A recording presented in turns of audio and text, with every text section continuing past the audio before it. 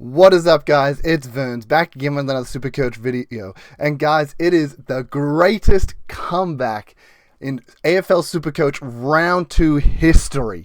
Now, I haven't actually fact-checked that at all, but I'm going to claim it. Like, this is, woohoo! What a high. We have gone from ranked over 85,600 to a weekly rank of 69. 69 people. And gained 81,000 spots to 3,936 to start the season. That's just... Let's bloody go, guys. That is so good. Oh, I'm so hyped about it. I'm so hyped. And just, as you guys can see there as well, like, trades available, 40. We used 0 trades. That's right. We got a round rank of over 85,500 in round 1, and we didn't use a single trade. And then got ranked 69 the following round. And we're back on board. Season's looking good. Like, that's just... It's so good, guys. It's so hype. Things really played out. And I think the biggest thing to really take from that is to not panic after round 1. We put so much effort into, like, our round 1 teams and our preseason research. And then round 1 happens and you have a bad round and you throw it all out the window. And sometimes he's got to stick fat and be like, you know what? Players had a bad game. I still believe in the picks. And that's kind of what I did. And then the next round, they've bounced back and we've had a massive one. And now look at us. Now I'm sitting here like, damn, that's just so glad I held those trades. I think a good example would have been like, I think Bonner a couple of years ago had a bad round 1, traded them out for McKercher, who had a good round 1. And then McKercher went for 40 in round 2 and Bonner went for like 110 in round 2. And it's just awful decision making. And you know, I've blown up my teams in previous years where I've just like made round 1 hasn't gone as I hoped, and then I've just like blown it up after round 1 and things have gone way worse. This year we actually stuck fat. Round 1 didn't go well. It went awful. And I'm sure if you guys watched last week's video, you know that I sat there and I was like, you know, I still believe in this team. I still think we have good foundation. I feel like we got the right rookies, and I feel like the premiums just didn't fire, which kind of sucked. We took Brayshaw out back. We corked the gun. He looked up at us with those puppy dog eyes and we went, okay, one more week, big boy. And then thank the Lord that we did, because he bounces back with like a massive 122 and things feel a lot better. Like, obviously I would have loved a premium that had 2 good weeks, but we'll take the bounce back week from these players. So that was just awesome. It was honestly just, yeah, incredible. And the team looking good. Trades haven't been used. Good setup. Obviously, we didn't have Goulden or Young to trade at all, so we were in a good position there. And that's the other thing. I think we got lucky, a little bit lucky there, but we didn't miss any of the must-haves. You know, sometimes you miss a must-have and after round 1, you're like, well, I have to adjust for that. An example this year may be like a Sheasel, where like you didn't start Sheasel, you're like, okay, like I actually need to get Sheasel now. We kind of had all the must-haves in my opinion. We had all the right rookies, and the premiums that we had that were kind of pod premiums, it didn't work out round 1, but they've bounced back. And you'll have a bit of a look at the actual team and everything that went well. First of all, I will appreciate all those that have liked and subscribed for the consistent injections of Supercoach content directly into their YouTube feed. Definitely appreciate those. Also just really shitty week for me personally. Just on a random side note, I was so sick all week. I had some bad chicken on Wednesday, and oh my god. Like, it takes getting horribly sick for a few days, and you're just sitting there like, man, I need to appreciate not being sick more. Don't get me wrong, I'm still not back to 100% now. Like, I still have a bit of a headache, and I'm still just not feeling 100%. It's one of those things where you just get so sick that even when you're not being sick, you're still just not feeling right, which has just been an absolute menace of a week. But we will jump into the team. We will look at it. Just appreciate it one more time. Let's go. I did think I was in for a shout for the weekly, but I was about 100 points off, so wasn't even close there. But yeah, let's jump to the team. So we're going to jump to the classic team. This is what the team looks like. Obviously Sinclair keeps chugging on. Rosie gets injured. That's fine. Most owned defender. Everyone feels that. Pretty unfortunate that Rosie and Petrarca get injured in round 2. Like, this is the biggest week for trades and corrections, and all of a sudden we've got the most owned forward and the most owned defender injured, and you've got to basically trade them. Track's 4 to 6, so he has to go. I haven't seen a Rosie timeline, but it didn't look good, so I'm not going to assume it's anything good. Probably has to go. So you have to do those 2 trades, and all of a sudden you have a boost for like a correction. Like, it's just It's crazy. Like, this is the worst week possible for this to happen. The only thing that I think is kind of rewarding about this is it really rewards those that did have a good starting team. If you had a bad starting team and you needed to do like 5 corrections this week and all of a sudden you have Rosie and Track injured, you're in a bit of trouble. Like, you were in a lot of trouble. For those that actually nailed the early game team, we're pretty solid. Like, we move those 2 guys out, and if we need to make a 3rd trade, we can for the hell of it. Like, Rosie, unfortunate. Clark comes back with a vengeance. Look, he was 80 at halftime, put it in 2nd gear, 3rd gear, maybe even 4th gear, and got to a 119, but that's fine. He did his work early, and we're fine with that. Juck's going to be an absolute elite rookie for us, so hold on to him. Grill, ooh, not great from Grill, but, such is life. Selwood, 61. I think Selwood's going to be pretty solid all year, but now he's on the bubble. He's made a little bit of money. Sarong, also a bit of a down week. I don't know what Selwood and Sarong's actual peak's going to be, because they're lockdown, role players. Like, Selwood's a lockdown small defender, and Sarong's obviously a lockdown tall defender. Like, because of that, they're not the most Supercoach friendly roles. So you think, are they going to be, like, what really is their ceiling? Are they going to get to 300k, high 200s? What are they really going to be able to do? I mean, with a good spike score, they could easily push to 350, but yeah, they will definitely be slow burns. Lindsay got dropped, a bit unfortunate there. Butters comes for a bounce back week. Very unfortunate for anyone that VC'd Butters and wanted to go into the bomb himself, but you're still very happy with that. Second highest score on my team, and you got to take that if you VC'd it. Saying that, I was very against VCing Butters into a North game. I didn't think the Port game would actually finish before North, but it did finish before North, so you had the full score to look at. But obviously we went for Track and he's insane form. Brayshaw with the huge bounce back. Let's go. A little bit disappointing though. 37 disposals for the 122. Like, this man was 14 disposals at quarter time. It was on 37, which is still really good, but you had Clark on like 50, and yeah, I was hoping for a bit more because of that, but I really thought there was a good chance this would happen. Obviously, Sarong gets off the chain last week, so you think if any attention comes to this Frio team, it's going to him. And that's exactly what happens. Tellstrom shuts down Sarong. Anyone that traded him in gets absolutely punished. And Brayshaw is a hyperpod at 4% owned, bounces back with a 122. I'm pretty sure he was 8% going into the season, and 4% of people traded him after that 47. This is why you don't trade premiums, guys. It's one bad game. You get over it. Like, you move forward. Like, if he has a second bad game, then maybe it's a pattern and we need to start worrying. But yeah, this is huge and a big week. Big reason why he's 47 last week, had me down at 85k, and he's 122 this week, has been bouncing back to 69. And now Oliver, the 117 as well. Good bounce back there. He dropped to 68 last week, so big bounce back. Love that. Cogs dropped to 60 last week, comes out with the 102. Awesome. The Giants boys fire, and we feel good about this. Parrish gets a 69. Honestly, guys, Essendon, they're so bad, man. It's kind of like the West Coast, where there's only one player that got over 100 and they won. Only one player got over 100 Supercoach and they won. Like, they just don't earn much of the Supercoach pie. They're going to get flogged all season long, and it just doesn't leave much room for Parrish to actually score points, and I'm starting to wonder if that was really the play. I'm thinking Cogs is maybe the best mid-pricer we're going to get, with the exception of the one true mid-pricer that it snuck under everyone's radar. 0.5% of teams actually own this guy, guys, and if you know who it is, like, shout out to you, but Sam Berry. Oh my goodness. Like, I watched that Dogs Adelaide game, and I was just sitting there like, man, Berry's being really active. Man, Berry's looking really good. Like, don't forget, Berry was a 500k player at one point. Like, this kid can ball out. He just got stuck in this awkward position where he wasn't part of the mid-rotation. He got used as a sub a bunch. Now he's a 380k guy. He's coming to the season. He's gotten 2 back-to-back tons, 107 and 103 at 380k. And I'm sitting there like, damn, Sam Berry was a sleeper pick. I would love to get to Sam Berry. Like, honestly, Parrish, get the hell out of my team. Give me Berry.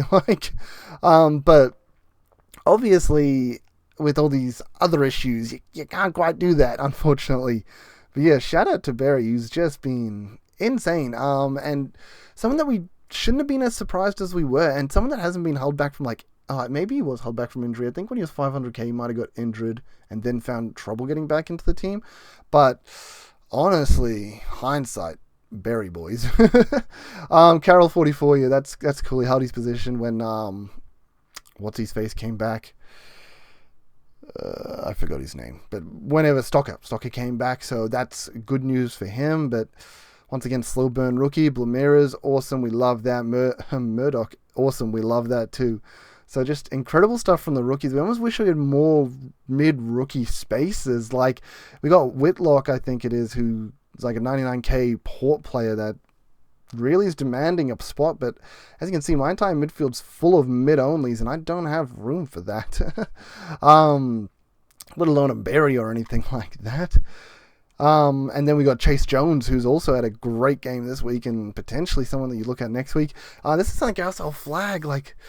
There's a lot of rookies popping up on round 4, and it's like, guys, we need you guys to pop up in round like 7 and 6 and 8. Stop. Stop. You're not meant to get debuts this early. You're not meant to get round 2 debuts and not be picked in round 1 and then be really good by round 4, but not really trade worthy into by round 4. Like, it's really a bit awkward. Got Xerri as well there. It's like, guys, stop. Like, take a couple of weeks off and then come back. Like, and then we got it. We got it right there. The captain, the man of the hour, the cherry bomb, baby. Let's go. 199. We hit the captain. I mean, Butter's got like a 94. Got outdone by 105 this week by our captain. Like you got a 94 for us captain last week. And the 199 cherry, like... Oh, it was a huge decision to cherry or not to cherry for people. Only 20% of the comp ended up on him. We end up on the captaincy. Only 10% of the comp ended up with the captaincy on him. Huge. If you didn't cherry this week, you're probably between 1,700 to 1,800 points. Maybe you got over 1,900. But if you did, you're pushing 1,900 plus almost guaranteed. Like, that's just nuts, man. Nuts. Like, we nailed it. And I'll be honest, I was watching this game and I put out a tweet, but I was so sulky after I saw him at 17 at round, like, first quarter's done, he's at 17, Sheasel's at like 50. I'm like, god damn, I should have captained Sheasel, should have gone with the pack. I'm so, god damn it, Cherry was a fail, why did I do that? And then he bounces back, he has the 83 point, second term goes to 100, and we are on a high, and then he finishes off with 199. Just insane. Look, one of the big reasons I wanted Cherry as captain, this was obvious to me, but he didn't win a single CBA hit out against Vicentini. Then he's going in to, I forget his name, but I mean, the West Coast Ruck, that's just how forgettable he is. I'm just going to blank on it, who cares? But he goes into West Coast to, like, the Ruckman isn't that long, lanky ruck that's going to be good in the CBAs but weak around the ground. He's the stocky kind of ruck that's not going to be good in the CBA hitouts, and he'll be better around the ground, but not good enough. Cherry has 46 hitouts, absolutely crushes, I think 15 hitouts to advantage, let alone his stoppage work. Oh man, like, I'm so sorry for anyone that doesn't own him, but just what a difference maker Cherry was. The answer was, guys, set and forget. It's always the answer. I don't know why we ever think it's not, but it was always the answer. We know I had a lot of the preseason, like Cherry and Gorn here, and I decided I couldn't go away from English. Still pretty happy with the English, overperforming his price tag, feel pretty good about that, but just huge. Sheasel 124 really took the foot off at the end. I'm pretty sure this guy was 139 heading into the final turn and then went back to 124. Pretty sure he was 37 disposals heading into the final term and didn't touch the ball in the final term, which was huge for Sheasel and for Sheasel owners and captainers, so sorry about that, guys. I might be wrong about that fact, but I'm pretty sure he was definitely more points than what he finished on. Yeah, track, unfortunate injury, pulls up with the hammy, just, it's unfortunate. Guy was in insane form. This is also just like a sad tale for like the Podmaster draft. Podmaster draft, like pick 2, I take track because I'm high as hell on track. Pick 3, I take Errol Goulden because I'm high as hell on Errol Goulden. Sitting here right now, like, oh my god, my team's falling apart already. Like, I feel like I had some really good preview picks in the season. Like round 1, I just smashed whoever I played, and I was like, yep. This is going to be another good season. Obviously, I came runner-up in Season 1. Season 2, I think I made Final 4. And Season 3, I was feeling pretty good about round 1. And then, yep, just things are falling apart. Look, Flanders 81. Look, it's not what we really wanted. But at the end of the day, he's going to make cash, and he's hopefully going to adapt to the system. And if he doesn't, he ends up being a pivot later on. But he's not It's not a problem. Everyone owns him. It's whatever. Budarick, I'll be honest, Budarick was on my chopping block until all the carnage. So we will hold on to him a bit longer. But yeah, Dale's all of a sudden, round one, he clearly wasn't feeling well. Saying that, even in this game, when the game was getting on the line against Adelaide, Dale pushed up the ground and Budarick did take a kick in towards the end. So that's definitely the strategy towards the end of the game.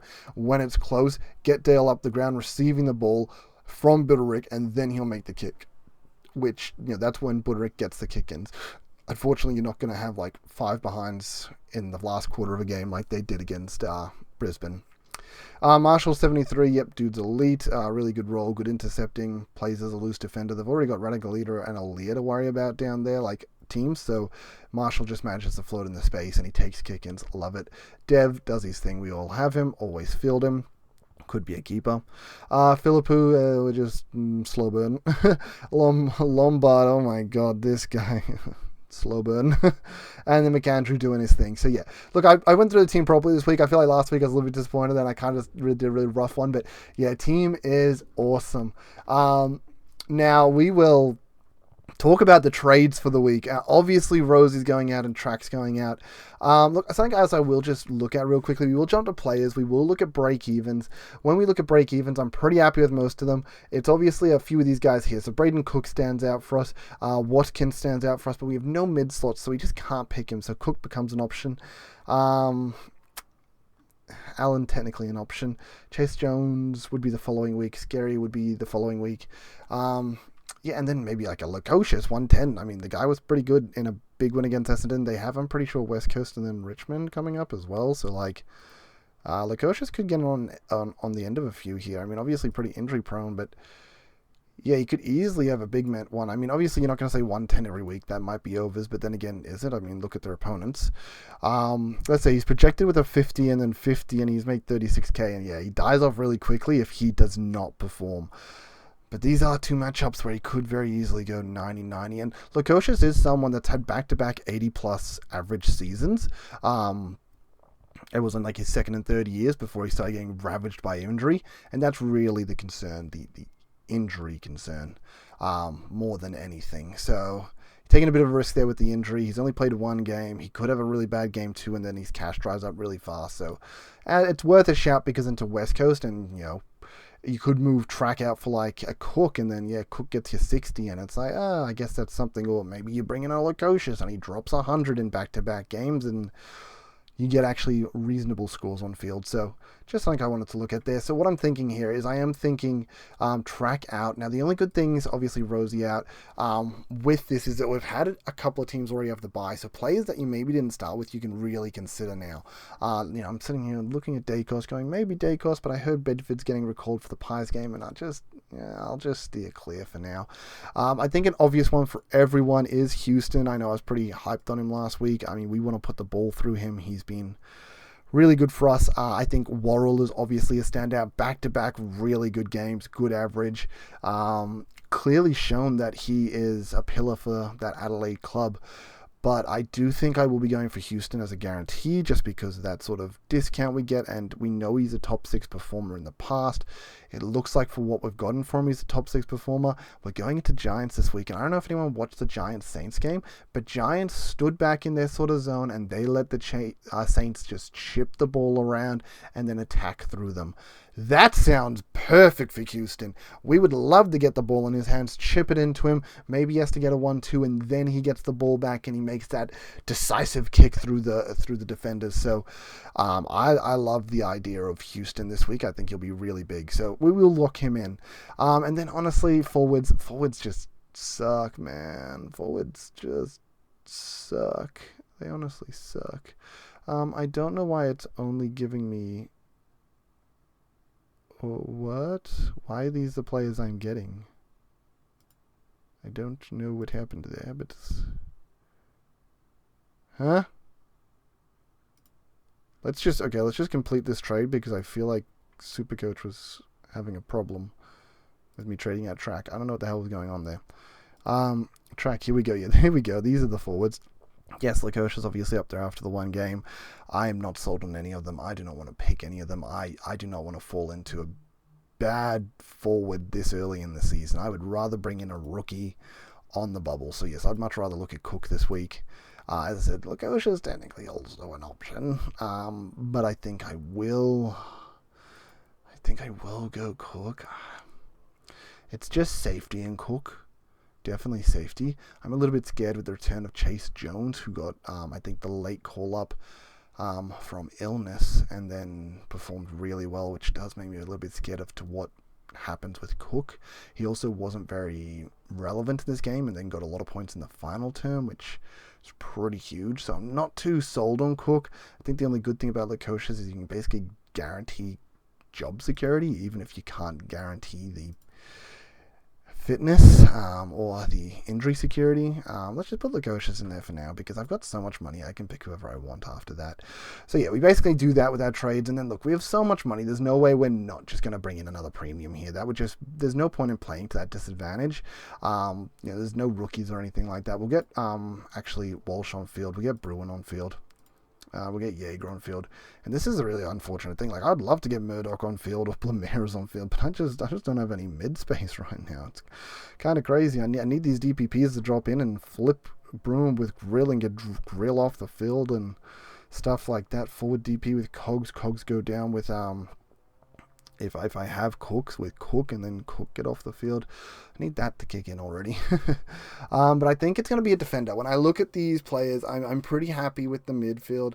Parrish is the only one I'm not happy with, but I think I'll back him for now.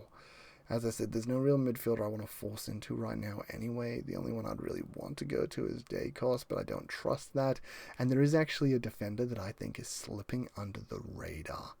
That is going to be huge. This is a pod pick.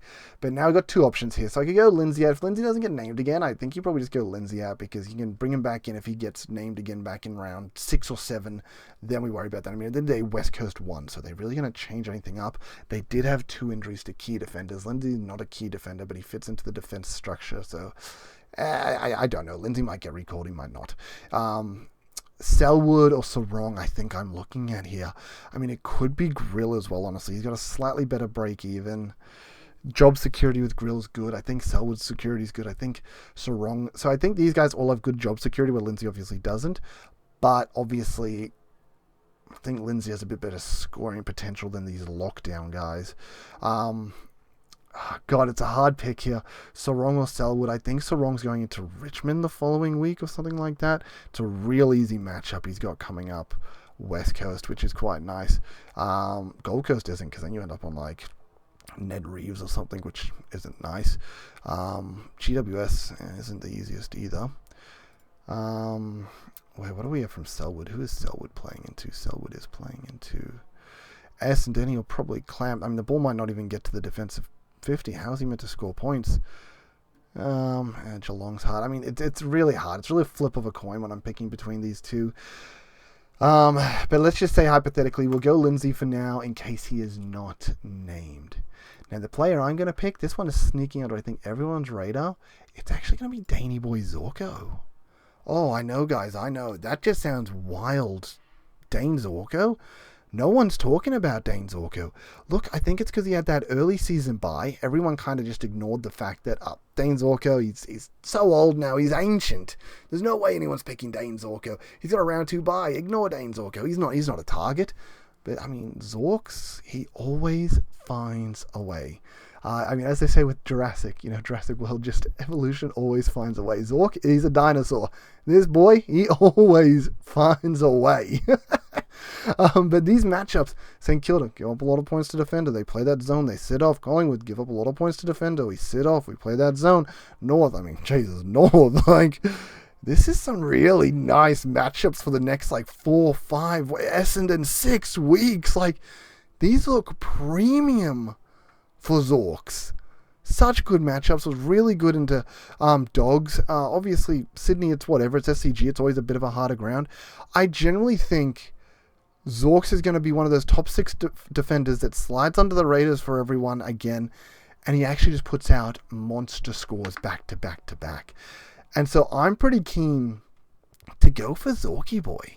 So I think Zorks comes in, and I think he's a huge pod pick. I think I think he was 7% owned. He's decently owned, to be fair. Where's the ownership? Sorry, it's actually in summary where we go to ownership. Traded in 1.3. People are definitely looking. Yeah, 7% of teams own him. So he's definitely not as sneaky as you'd say, but I definitely don't see people talking about him right now. I think this is the perfect round to grab a Zorko out of nowhere. And this is the thing. I could bring in a Worrell, who's an unproven guy. I say unproven, but he did just get, he starts at 480k, so he's clearly good enough. He's never done it to that uber premium level before. Young kid. Did just have an ankle worry, but then came back and smashed the game, so can't really worry about that. Or Zorks, who's the dinosaur that always finds a way. The man always finds a way. And last year he had those awkward moments where he got pushed up forward and had to kick goals up there, so he's a little bit throw-aroundable with Fagan, but I do think he's going to be settled in that defensive line. I do think at the end of the day, Lions know they're in that window. They know they're in that window for that three-peat. If they want that three-peat, Zorko is going to be a part of it. He is a pillar down there for them. He is an antenna. He makes sure that all, the radio waves get to the right place. He's elite. So, yeah, I'm going to back in Zorks, which are pretty left of fieldy, but I like the idea of it. So, yeah, we got Zorks coming in, Houston coming in, and then we got a rookie coming in. I don't know if it'll be Lukosius. I've just put Lukosius there for the hell of it. At the end of the day, if I don't go Lukosius, it's an extra 100k in the bank. Yeah, we're looking at 230k next week. Yeah, we might end up bringing in some of these 99k rookies because they're almost guaranteed. I can then put the 260k on top of Parrish, and maybe I can get a day cost then. Carroll goes down, makes 90k on 260, 350k on top of a 360k Parrish. That's 710k. I could even go to oh man. Yeah, maybe. I definitely don't think I go Lukosius just with that logic alone. So where is Cook? Get back in my team. We need the money. And right now this season it's worked out for me. Going cheaper has worked out. So yeah, we'll go Cook in. We'll throw the emergency on obviously Pooh, and then we can use Buderick as it doesn't matter. We have plenty of angles here. Plenty of players playing. Yeah, it looks good. Captaincies. Look, it's pretty hard to look past Cherry Bomb, I think. With what he just did, it's pretty hard. Now, I know Blackiston's actually athletic, so it might be pretty hard for Cherry to actually score points in the CBAs again, but he just does all the work around the ground that you just think that there's no way. So I think Cherry as a VC, just because of that form, there's no way you can look past it, honestly. And then into a Buttersea into West Coast. We saw what he did to them in the preseason. He'll do it to them again. And I think I feel pretty safe about this. This is a Saturday into a Sunday. We've got the blue dots as well. So this looks set for me. I think I'm gonna lock this in, and I don't see this changing throughout the week. As I said, unless maybe Lindsay's named, then maybe I move a Sarong or a Selwood. I don't know if that's the right decision, but that's what I may look at. But yes, I appreciate all those that tuned in. This was a long one. This was a hype one. I felt super good about this one. Yeah, I appreciate all those that once again have tuned in, liked, and subscribed for the consistent injections of Supercoach content directly into the YouTube feed. Hit me with a comment, guys. Tell me what you think. Tell me how your team went. I'm on a high right now, so let's live it up, guys. But till then, peace, later.